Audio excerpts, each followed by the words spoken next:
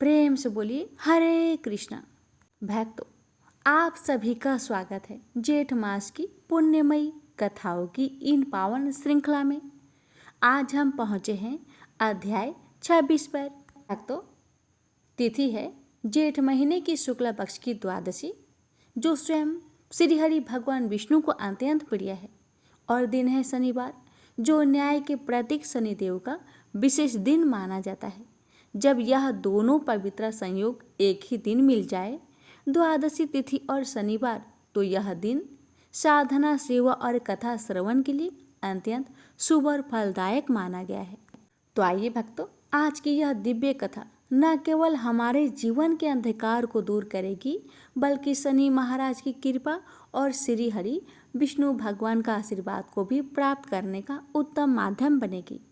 तो आइए एकाग्र मन से श्रवण करें शनिवार व्रत कथा और जेठ मास का यह पुण्य गाथा अध्याय 26। प्रेम से बोली जय श्री हरि। एक समय स्वर्ग लोक में सबसे बड़ा कौन के प्रश्न पर 9 ग्रहों में वाद विवाद हो गया। विवाद इतना बढ़ा कि परस्पर भयंकर युद्ध की स्थिति बन गई। निर्णय के लिए सभी देवता देवराज इंद्र के पास पहुंचे और बोले, हे देवराज, आपको निर्णय करना होगा कि हम में से सबसे बड़ा कौन है। देवताओं का प्रश्न सुनकर देवराज इंद्र उलझन में पड़ गए। इंद्र बोले, मैं इस प्रश्न का उत्तर देने में असमर्थ हूं। हम सभी पृथ्वी लोक में उज्जैनी नगरी में राजा विक्रमादित्य के पास चलते हैं। देवराज इंद्र सहित सभी ग्रह देवता उज्जैनी नगरी पहुंचे। महल में पहुंचकर जब देवताओं ने उनसे अपना प्रश्न पूछा, तो राजा विक्रमादित्य भी कुछ देर के लिए परेशान हो उठे, क्योंकि सभी देवता अपनी अपनी शक्तियों के कारण महान थे। किसी को भी छोटा या बड़ा कह देने से उनके क्रोध के प्रकोप से भयंकर हानि पहुंच सकती थी। अचानक राजा विक्रमादित्य को एक उपाय सूझा और उन्होंने विभिन्न धातुओं, स्वर्ण, रजत, चांदी, कांसा, ताम्र यानी तांबा, सीसा, रांगा, जस्ता, अभ्रक व लोहे के 9 आसन बनवाए। धातुओं के गुणों के अनुसार सभी आसनों को एक दूसरे के पीछे रखवाकर उन्होंने देवताओं को अपने अपने सिंहासन पर बैठने के लिए कहा। देवताओं के बैठने के बाद राजा विक्रमादित्य ने कहा, आपका निर्णय तो स्वयं हो गया। जो सबसे पहले सिंहासन पर विराजमान है वही सबसे बड़ा है। राजा विक्रमादित्य के निर्णय को सुनकर शनि देवता ने सबसे पीछे आसन पर बैठने के कारण अपने को छोटा जानकर क्रोधित होकर कहा, राजा विक्रमादित्य, तुमने मुझे सबसे पीछे बैठाकर मेरा अपमान किया है। तुम मेरी शक्तियों से परिचित नहीं हो। मैं तुम्हारा सर्वनाश कर दूंगा। शनि ने कहा, सूर्य एक राशि पर 1 महीने, चंद्रमा 2.25 दिन, मंगल 1.5 महीने, बुध और शुक्र 1 महीने, बृहस्पति 13 महीने रहते हैं, लेकिन मैं किसी राशि पर 7.5 वर्ष 7.5 तक रहता हूं। बड़े बड़े देवताओं को मैंने अपने प्रकोप से पीड़ित किया है। राम को 7.5 के कारण ही वन में जाकर रहना पड़ा, और रावण को 7.5 के कारण ही युद्ध में मृत्यु का शिकार बनना पड़ा। राजा, तू भी मेरे प्रकोप से नहीं बच सकेगा। इसके बाद अन्य ग्रहों के देवता तो प्रसन्नता के साथ चले गए, परंतु शनिदेव बड़े क्रोध के साथ वहां से विदा हुए। राजा विक्रमादित्य पहले की तरह ही न्याय करते रहे। अन्य राज्यों में सभी स्त्री पुरुष बहुत आनंद से जीवन यापन कर रहे थे। कुछ दिन ऐसे ही बीत गए। उधर शनि देवता अपने अपमान को भूले नहीं थे। विक्रम आदित्य से बदला लेने के लिए एक दिन शनिदेव ने घोड़े के व्यापारी का रूप धारण किया और बहुत से घोड़े के साथ उज्जैनी नगरी पहुंचे। राजा विक्रमादित्य ने राज्य में किसी घोड़े के व्यापारी की आने के समाचार सुना तो अपने अश्वपाल को कुछ घोड़े खरीदने के लिए भेजा। घोड़े बहुत कीमती थे।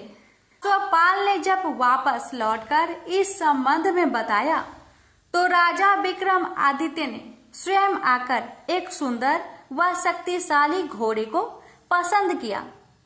घोड़े की चाल देखने के लिए राजा उस घोड़े पर सवार हुए तो वह घोड़ा बिजली की गति से दौड़ पड़ा।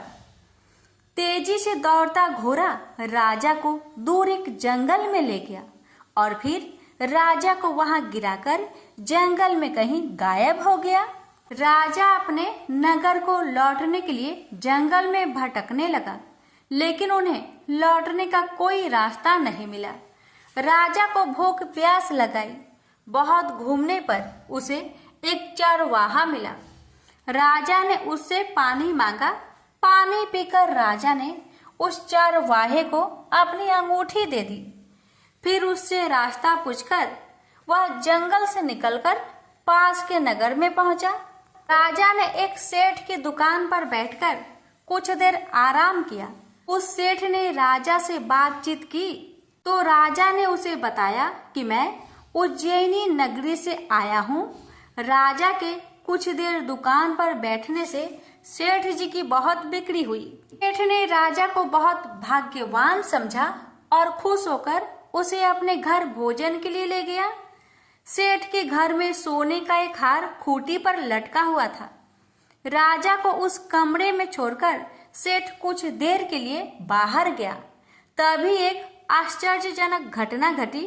राजा के देखते देखते सोने के उस हार को खूंटी निकल गई। सेठ ने कमरे में लौटकर हार को गायब देखा तो चोरी का संदेह राजा पर ही किया, क्योंकि उस कमरे में राजा ही अकेला बैठा था। सेठ ने अपने नौकरों से कहा कि इस परदेशी को रस्सियों से बांधकर नगर के राजा के पास ले चलो। राजा ने विक्रमादित्य से हार के बारे में पूछा तो उसने बताया कि उसके देखते ही देखते खूंटी ने हार को निगल लिया था। इस पर राजा ने क्रोधित होकर चोरी करने के अपराध में विक्रमादित्य के हाथ पांव कटवाने का आदेश दे दिया। राजा विक्रमादित्य के हाथ पांव काटकर उसे नगर के सड़क पर छोड़ दिया गया। कुछ दिन बाद एक तेली उसे उठाकर अपने घर ले गया और उसे अपने कोल्हू पर बैठा दिया। राजा आवाज देकर बैलों को हाँकता रहता।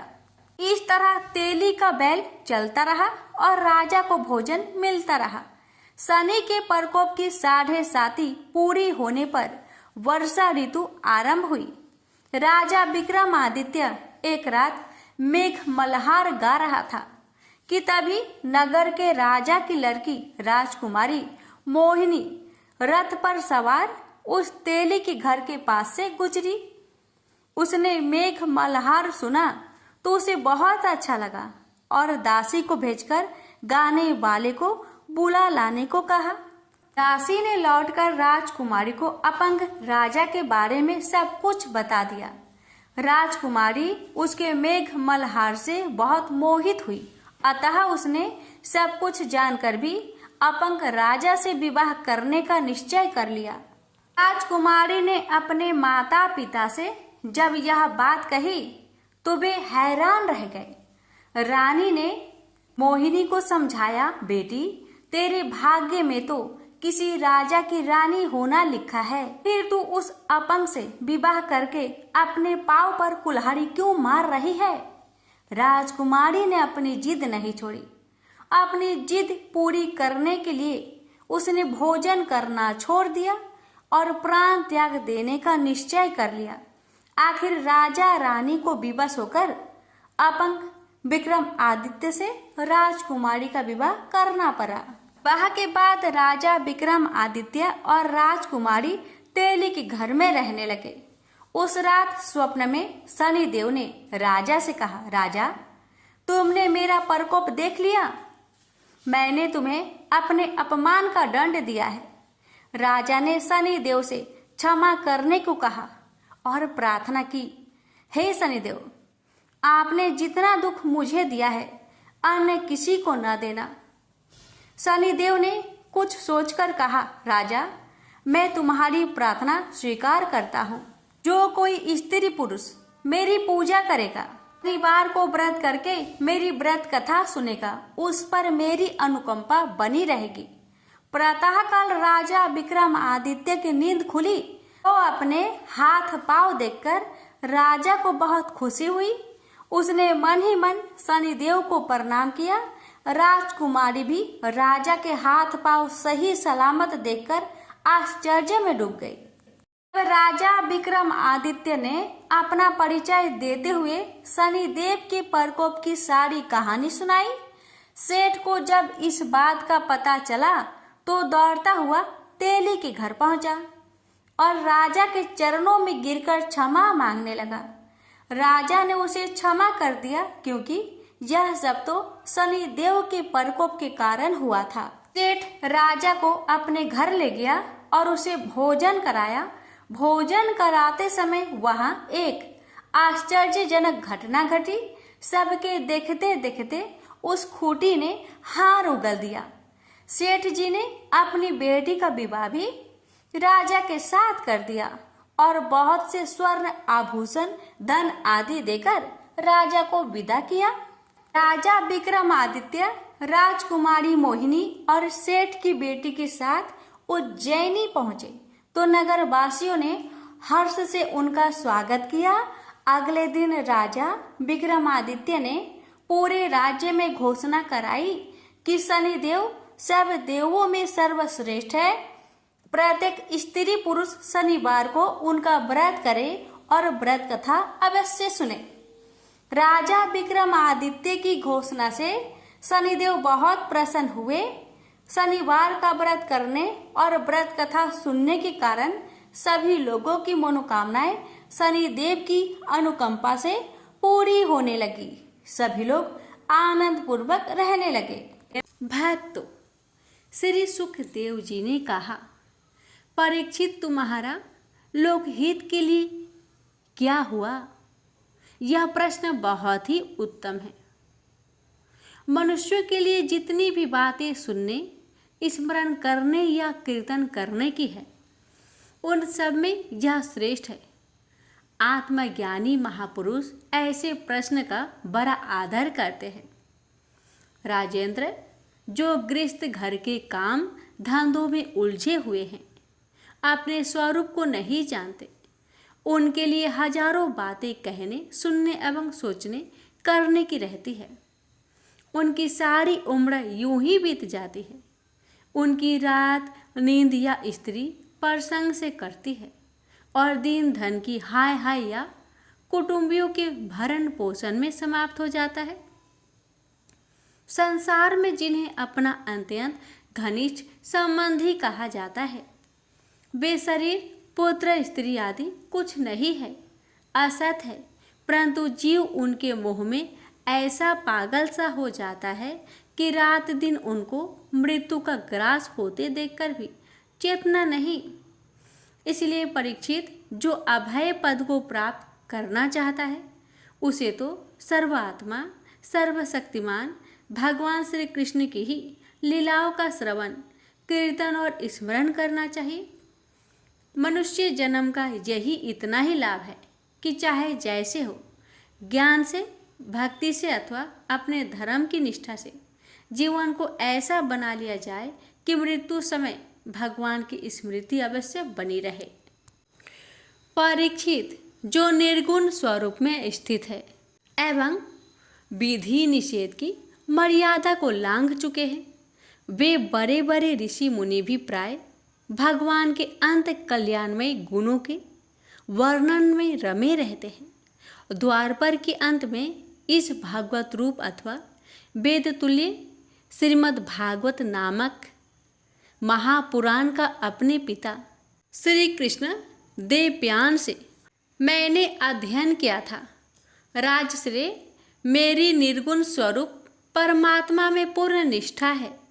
फिर भी भगवान श्री कृष्ण की मधुर लीलाओं ने बलात् मेरे हृदय को अपनी ओर आकर्षित कर लिया। यही कारण है कि मैंने इस पुराण का अध्ययन किया। तुम भगवान के परम भक्त हो, इसलिए तुम्हें मैं इसे सुनाऊंगा। जो उसके प्रति श्रद्धा रखते हैं, उनकी शुद्ध चित्तवृत्ति भगवान श्री कृष्ण के चरणों में अनन्य प्रेम के साथ बहुत शीघ्र लग जाती है। जो लोग लोक या परलोक की किसी भी वस्तु की इच्छा रखते हैं या इसके विपरीत संसार में दुख का अनुभव करके जो उससे विरक्त हो गए हैं और निर्भय मोक्ष पद को प्राप्त करना चाहते हैं, उन साधकों के लिए तथा योग संपन्न सिद्ध ज्ञानियों के लिए भी समस्त शास्त्रों का यही निर्णय है कि वे भगवान के नामों का प्रेम से संकीर्तन करें।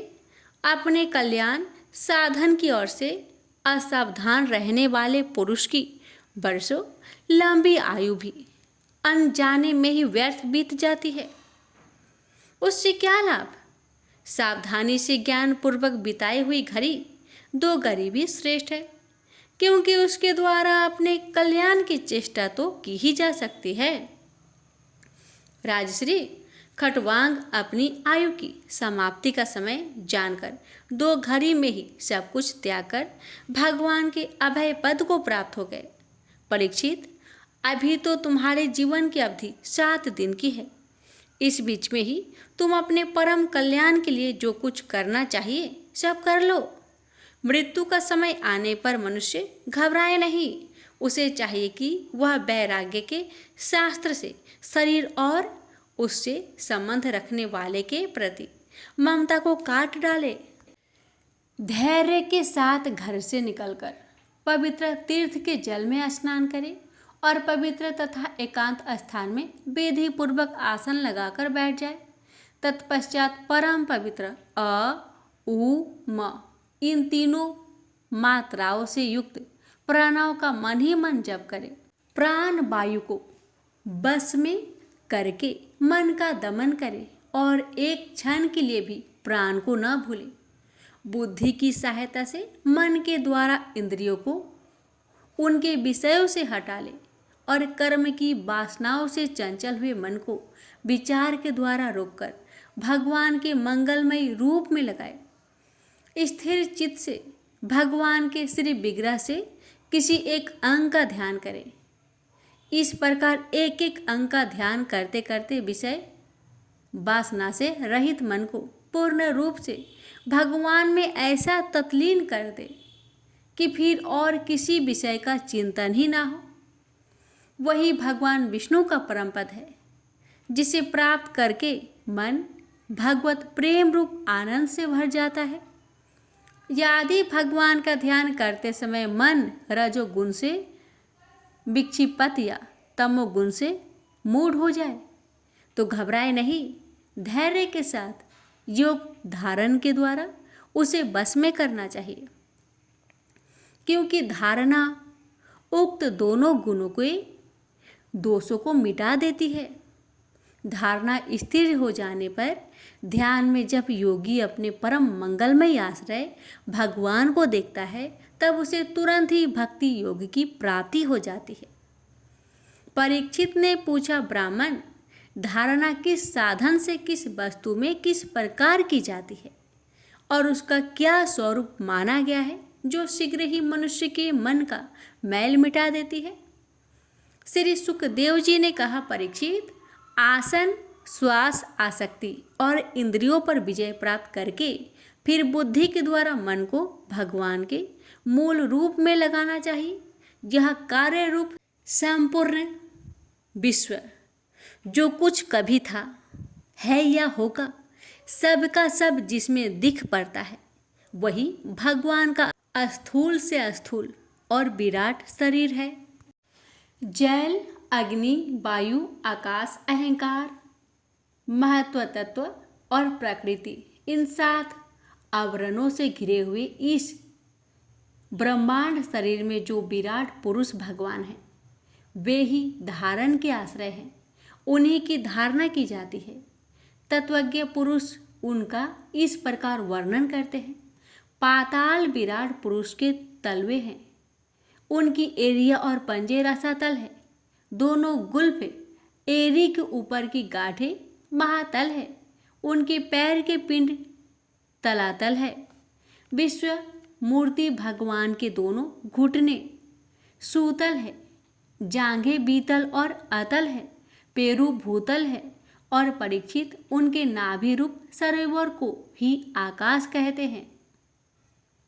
आदि पुरुष परमात्मा की छाती को स्वर्गलोक, गले को महलोक, मुख को जनलोक और ललाट को तपोलोक कहते हैं।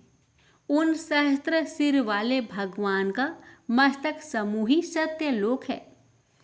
इंद्र आदि देवता उनकी भुजाएं हैं, दिशाएं कान और शब्द सर्वेंद्रिय है। दोनों आश्विन कुमार उनकी नसिका के छिद्र हैं, गंध घ्राणेन्द्रिय है और धधकती हुई आग उनका मुख है। भगवान विष्णु के नेत्र अंतरिक्ष है, उनमें देखने की शक्ति सूर्य है। दोनों पलके रात और दिन है, उनका भ्रूम विलास ब्रह्मलोक है। तालु जल है और जीहा रस। वेदों को भगवान का ब्रह्मरंध्र कहते हैं और यम को डाढ़े। सब प्रकार के स्नेह दात है और उनकी जन्म मोहिनी माया को ही उनकी मुस्कान कहते हैं। जहाँ अनंत सृष्टि उसी माया का कटाक्ष विक्षेप है। लज्जा ऊपर का होठ और लोभ नीचे का होठ है। धर्म स्तन और अधर्म पीठ है। प्रजापति उनके मूत्रेंद्रिय है। मित्र वरुण अंडकोश है। समुद्र कोख है और बड़े बड़े पर्वत उनकी हड्डियां हैं। राजन विश्व मूर्ति विराट पुरुष की नाड़ियाँ नदियाँ है। वृक्ष रोम है, परम प्रबल वायु श्वास है। काल उनकी चाल है और गुणों का चक्कर चलाते रहना ही उनका कर्म है। परीक्षित बादलों को अपने केस मानते हैं।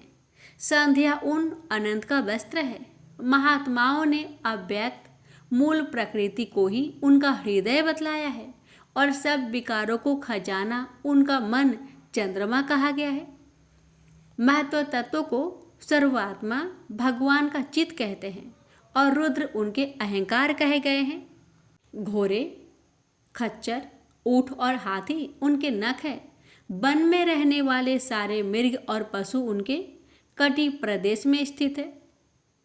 तरह तरह के पंछी उनके अद्भुत रचना कौशल है। स्वयंभू मनु उनकी बुद्धि है और मनु की संतान मनुष्य उनके निवास स्थान है। गंधर्व विद्याधर चारण और अप्सराएं उनके षडज आदि स्वरों की स्मृति है। दैत्य उनके विडय है। ब्राह्मण मुख क्षत्रिय भुजाएं वैश्य जंघाएं और क्षुद्र उन विराट पुरुषों के चरण हैं। विविध देवताओं के नाम से जो बड़े बड़े द्रवमय यज्ञ किए जाते हैं वे उनके कर्म हैं।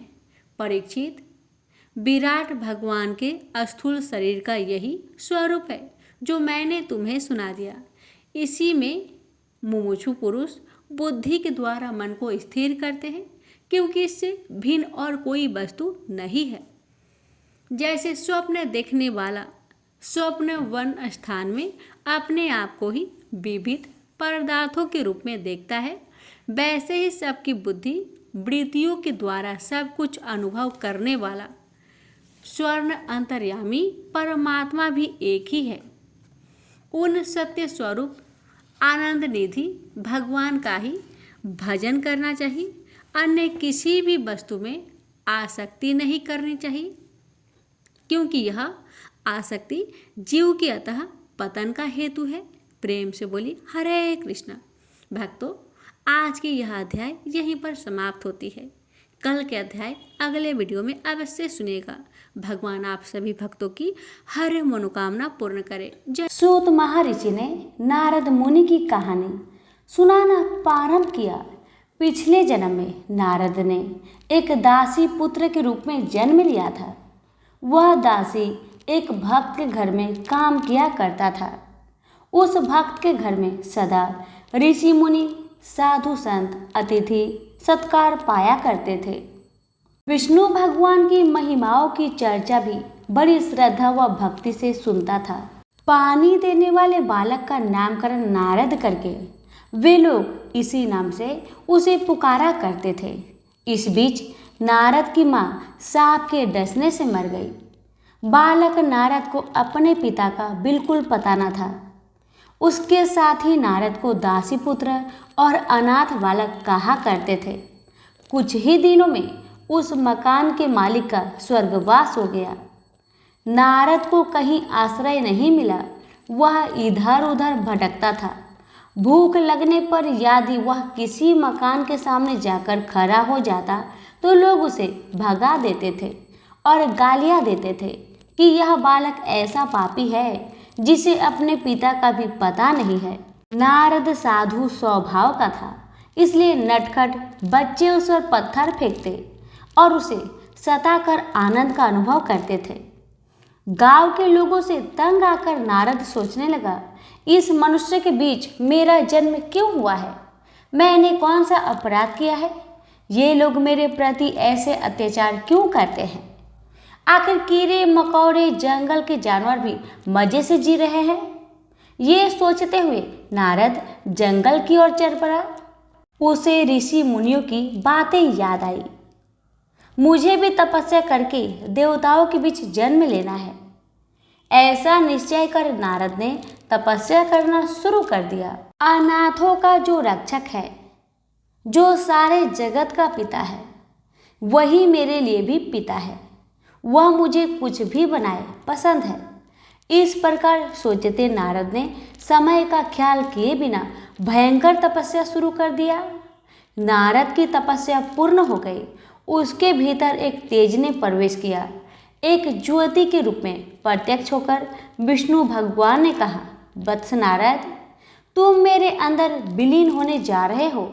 इसके बाद तुम ब्रह्मा के मानस पुत्र के रूप में जन्म धारण करोगे। तुम चिरंजीवी होकर तीनों लोकों में भ्रमण करते हुए सदा मेरी स्तुति किया करोगे। इसके बाद नारद ने विष्णु के अंश को लेकर ब्रह्मा के मानस पुत्र के रूप में जन्म लिया और देवमुनि के रूप में पूजा पाने लगे। विष्णु भगवान की लीलाओं के अवतारों में एक नारद का अवतार भी बताया गया है। ऐसे नारद मुनि से उपदेश पाकर ध्रुव तेज गति के साथ आगे बढ़ चले जा रहे थे। उस समय उत्तम कुमार रोते हुए आ पहुंचा और ध्रुव ने सामने हाथ फैलाकर उनको रोकते हुए बोला, भैया आप कृपया जंगल में मत जाइए। आप जंगल में चले जाएंगे तो मैं किसके साथ मिलकर हरि का भजन करूंगा? मेरे माताजी ने आपको डांटा, पर मैंने क्या किया है? मुझ पर आप क्यों नाराज होते हैं? आप रुक जाइए। ऐसे कहते हुए उत्तम फूट फूट कर रोने लगा।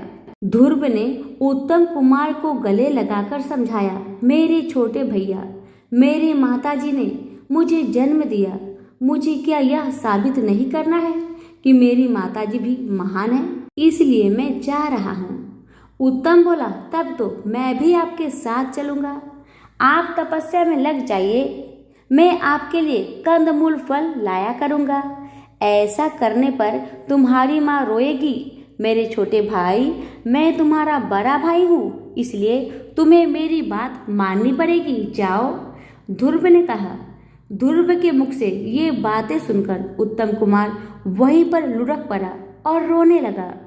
सुरुचि आकर उसे समझाने लगी। इस पर उत्तम गुस्से में आकर बोला, माँ तुम मुझे छुओ मत। तुम्हारी वजह से ही मेरे भैया जंगल में जा रहे हैं।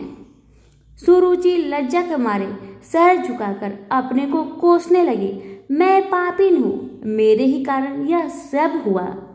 इतने में राजा उत्तानपाद पहुंचकर बोले, ध्रुव तुम रुक जाओ, यह सब मेरी मंद बुद्धि की वजह से ही हुआ है। मेरा राज्य तुम्हारा है, वापस चलो। इस बीच ध्रुव काफी दूर तक चले गए थे। नारद ने सुनीति से कहा, माताजी तुम्हारे गर्भ से एक रत्न जैसा पुत्र पैदा हुआ है। तुम अपने बेटे के बारे में बिल्कुल चिंता मत करो, नारायण स्वयं उसकी रक्षा करेंगे। फिर उत्तानपाद की ओर मुड़कर नारद बोले, राजन हम सबको इस बात पर खुश होना चाहिए। आपके पिता और ध्रुव के दादा स्वयंभू मनु के वंश के लिए भी बालक ध्रुव अपार यश का कारण बनेगा। इसमें किसी का कोई दोष नहीं है। यह श्रीमन नारायण का संकल्प है। यो समझाकर नारद मुनि ने सबको शांत किया। मधुबन में बैठकर ध्रुव ओम नमो नारायण का मंत्र जापते तपस्या कर रहे थे। यमुना नदी उस मंत्र में छूटी मिला रही थी। ध्रुव की तपस्या से तीनों लोग कांपने लगे। कोई यदि कहीं भी तपस्या करता हो तो इंद्र यह सोचकर डरते हैं कि कहीं वह तप करके उनकी पद की कामना ना कर बैठे। इस डर से उनके तप में विघ्न डालने के लिए वे भयंकर इंद्रजाल रचा करते हैं। इसी प्रकार इंद्र ने अपने ब्रजायुध को हिलाकर आंधी तूफान और बिजली गिराकर भयंकर उत्पात मचाए, पर ध्रुव थोड़ा भी विचलित न हुआ। इस पर इंद्र ने पत्थरों की वर्षा शुरू की, मगर ध्रुव के सर पर घूमते हुए विष्णु चक्र ने उन पत्थरों को दूर फेंक दिया। उस समय नारद ने जाकर इंद्र को समझाया, आपने ध्रुव को साधारण बालक मात्र समझा है। आप उनका कुछ भी बिगाड़ नहीं सकते। आपको व्यर्थ में अपमानित होना पड़ेगा। इंद्र पद तो ध्रुव के लिए खास के तिनके के बराबर है। अंत में ध्रुव की तपस्या पर प्रसन्न हो विष्णु भगवान प्रत्यक्ष हुए। ध्रुव विष्णु के पैरों से लिपटकर अपार आनंद के मारे मूक रह गए। वे अपने मन में सोचने लगे, भगवान, मैं पूर्ण हृदय से आपकी स्तुति करना चाहता हूँ, लेकिन मैं एक छोटा बालक हूँ। आपकी स्तुति करने के लिए मेरे पास शब्द नहीं है। इस पर विष्णु भगवान ने अपने शंख को ध्रुव की गालों पर छुआ। जैसे ही छुआ, दूसरे ही क्षण वेदों के तत्वों से भरे स्रोत पाठ साम गान के रूप में ध्रुव के मुख से निकलने लगे। विष्णु ने मंद हास करते हुए पूछा, ध्रुव, मांग लो, तुम क्या चाहते हो? ध्रुव भक्ति पूर्वक बोला, हे परम पुरुष, जैसा भौरा कमल से हमेशा लगा रहता है, वैसे ही सदा आपके मधुर मंद हास वाले मुख पद्म को देखते रहने की मेरी इच्छा है। इससे बढ़कर मैं कुछ नहीं चाहता। अच्छी बात है, लेकिन पहले तुम अपने राज्य में जाकर धर्म का पालन करते हुए शासन करो। इसके बाद तुम मेरे विश्व रूप का शिरोभाग बने ध्रुव पद पर पहुंच जाओगे। कल्पांतों के बाद भी तुम उस अचल पद को ग्रहण कर सदा प्रकाशमान रहोगे। यो समझाकर विष्णु भगवान अंतर्ध्यान हो गए। इसलिए ध्रुव को अनुग्रह प्रदान करने वाले विष्णु का अवतरण ध्रुव नारायण अवतारस कहा गया है। इसके बाद ध्रुव अपनी महिष्मती पुरी में आ गए। उत्तानपाद ध्रुव को अपना राज्य सौंपकर तपस्या करने चले गए। उत्तम कुमार का अभी तक विवाह नहीं हुआ था। राज धर्म के अनुसार जंगली जानवरों से जनता की रक्षा करने के लिए वह शिकार खेलने गया। हिमालय के पहाड़ी जंगलों में दुष्ट यक्षों ने उस पर हमला करके उसको मार डाला। अपने पुत्र की मृत्यु पर सुरुचि दुखी हो वहां पर पहुंची और जंगल के दानव नल में फंसकर भस्म हो गई। ध्रुव ने यक्षों का नाश करने के लिए यक्षनगर अलकापुरी को घेर लिया। मायावी यक्षों ने अपने ध्रुव मायों का उन पर प्रयोग किया। ध्रुव ने नारायण के अस्त्र द्वारा मायाओं को विफल बनाकर उनको हरा दिया। यशराज कुबेर ध्रुव की शरण में आ गए। उनसे मैत्री करके उनको संपत्ति देकर वापस भेज दिया। ध्रुव के कई पुत्र हुए। उन्होंने अनेक वर्षों तक आदर शासन द्वारा स्वयंभू मनु वंश को यश प्रदान किया। अनेक वर्षों तक शासन करने के बाद ध्रुव ने अपने ज्येष्ठ पुत्र का राज्य अभिषेक किया और वे बद्रिका आश्रम चले गए। वहां पर भगवान विष्णु का ध्यान करते हुए स्वर्ण शरीर को प्राप्त किया। भगवान विष्णु के आदेश पर उनके सेवक एक विमान ले आए। वे लोग भी देखने में विष्णु के समान थे और उनके भी 4 हाथ थे। ध्रुव उन दूतों से बोले, मेरी माताजी के लिए जो पद प्राप्त नहीं है उसकी मुझे भी जरूरत नहीं है। इस पर विष्णु के दूतों ने उनके आगे एक दिव्य विमान में जाने वाली सुनीति को दिखाया। इसे देख ध्रुव प्रसन्न हो उठे। वे विमान पर सवार हो ग्रह मंडल, नक्षत्र मंडल तथा सप्त ऋषि मंडल को पाकर ध्रुव पद पर पहुंचे। ध्रुव मंडल को विष्णु पद भी कहते हैं। विष्णु भगवान का निवास बैकुंठ भी वहीं पर है। ध्रुव देती में गोलोक भी होता है। गोलोक में विष्णु प्रकृति स्वरूपिणी राधा देवी के साथ वेणुगान करते हुए आनंद भोगते हैं। गोलोक के ऊपर गहरा अंधकार छाया रहता है। उस अंधकार के पार विष्णु बैकुंठवासी बने प्रकाशमान होते हैं। ध्रुव सदा विष्णु को देखते उज्ज्वल कांति से धूतिमन हो उठे। खूंटे से बंधी गाय की भांति सप्तऋषि मंडल उनकी प्रदक्षिणा किया करता है। सप्त ग्रहों गणों से पूर्ण शिशुमार चक्र उनके नीचे परिभ्रमण करता रहता है। गोलोक के नीचे ब्रह्मा का निवास, सत्यलोक, तपलोक, जललोक, महलोक, स्वलोक, भूलोक, भोलोक नामक 7 ऊर्ध्वलोक तथा भूलोक के नीचे आधोलोक फैलाने वाले अतल, बीतल, सुतल, रसातल, तलातल, महातल और पाताल लोक, ये 7 मिलकर 14 लोकों के ऊपर विश्व के शिवराग्र पर ध्रुव समस्त दिशाओं के लिए दिशा सूचक बनकर अचल पद नक्षत्र के रूप में प्रकाशमान रहते हैं। लगन हो तो छोटे बड़े सभी कार्य साधे जा सकते हैं। इसका प्रमाण 5 साल की उम्र में ही तप करने जाने वाला ध्रुव है। यो ध्रुव की कहानी समाप्त कर सुत महर्षि फिर सुनाने लगे। अगर मत्स्य केवल जलधर है तो कच्छप यानी कछुआ जल और भूमि पर भी चलता है। जल में से प्राणी भूमि पर आ गया यानी जलचर की दशा से भूचर तक का विकास हुआ। इसलिए कछुए के रूप में विष्णु अवतरित हुए, जो 10 अवतारों में से दूसरा अवतार है। इन शब्द के साथ सूत मुनि ने कूर्म अवतार की कहानी शुरू की।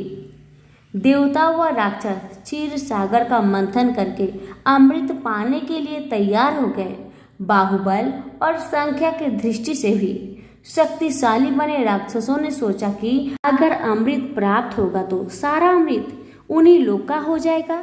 राक्षसों को अमृत के द्वारा अगर अमर तत्व प्राप्त हो जाएगा तो हमारा क्या नुकसान होगा। सारी जिम्मेदारी विष्णु ही मानकर देवता उन्हीं पर विश्वास करने लगे। क्षीर सागर पर मंदर पर्वत को मथाने के रूप में खड़ा करके महासर्प वासुकी को रस्सी के रूप में लपेटकर समुद्र का मंथन करने का निर्णय हुआ। लेकिन मंदिर पर्वत को लाकर क्षीर सागर में डालना किसी के लिए मुमकिन न था।